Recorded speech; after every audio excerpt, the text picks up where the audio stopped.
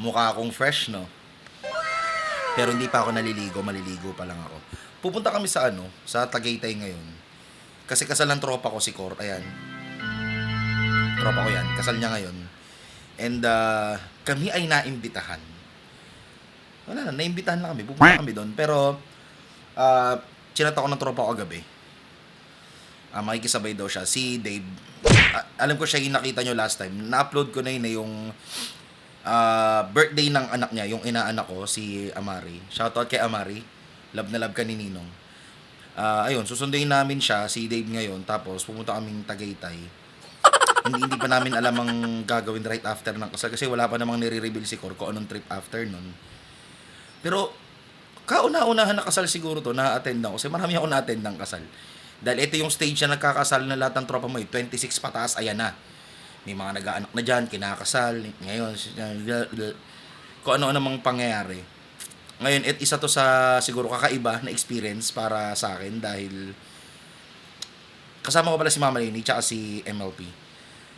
Kumbaga ba, siya, wedding by the garden. Yun yung mga kakaiba, syempre. Syempre, sanay tayong church, ganyan. Na-attendan ko dati sa tito ko. Parang church by the cliff naman siya. Ang angas yung church sa bangin. Tapos, ayun. Pag ayaw niya na sa isa't isa, tulak mo. Ayun. Ngayon, siya, by the garden. So, medyo solemn. Tapos, kakaiba yung vibe. Ayun lang, magbabaon ako marami extra t-shirt kasi pawisin ako eh. Sure, magpapawisan ako doon. Hindi ako pwede magkamali. Wait na lang natin. At maya-maya, nandun na kami. Ay, makita nyo din yun. Nandun na kami bigla. Whoop!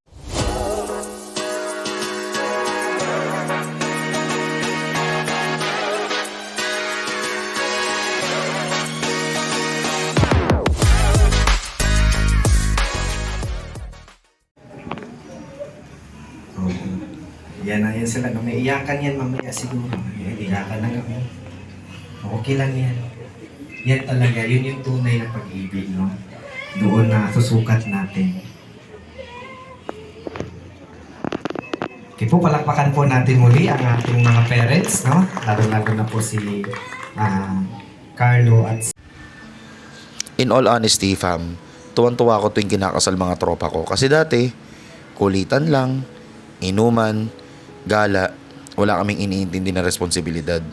Tapos ngayon, may mga asawa na, may ibang may anak na din. Maayos na trabaho, syempre, at higit sa lahat kami nasa tahimik ng buhay. Pero, hindi namin kinakalimutan magkita-kita. Takas muna sa mga responsibilidad habang kasama na namin yung mga pamilyang nabuo na namin. and Sheila are now officially married. Palakpakan po natin.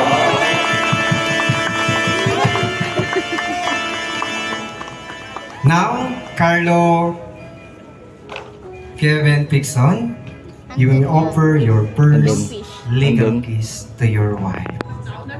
Okay, yan na yun. Music.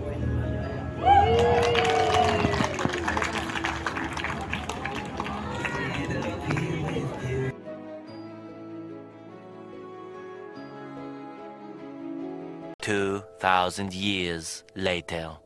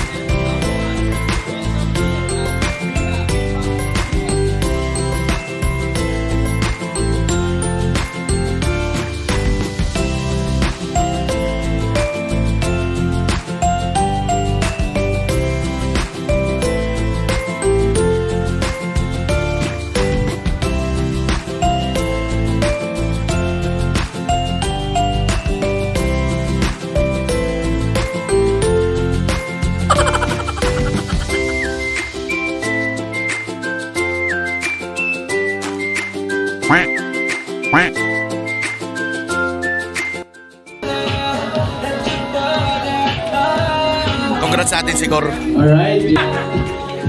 Boy, congrats po! Toro! Congrats! Uy, lahat pala ng tropa kasama. Iyak siya, sorry. Kinala ko kayo. Picture muna kami guys, tas kain tayo.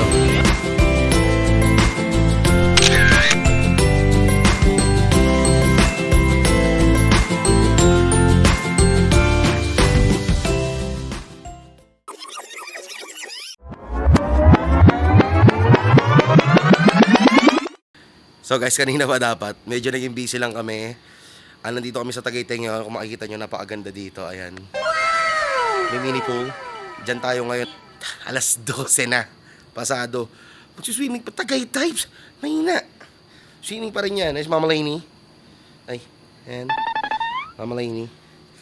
Swimming lang tayo dito. At context lang, the reason ba't kami nandito ni Mama Lainey ngayon kasi nagplano kami kasi since 'di ba nga bakasyon, sobrang init.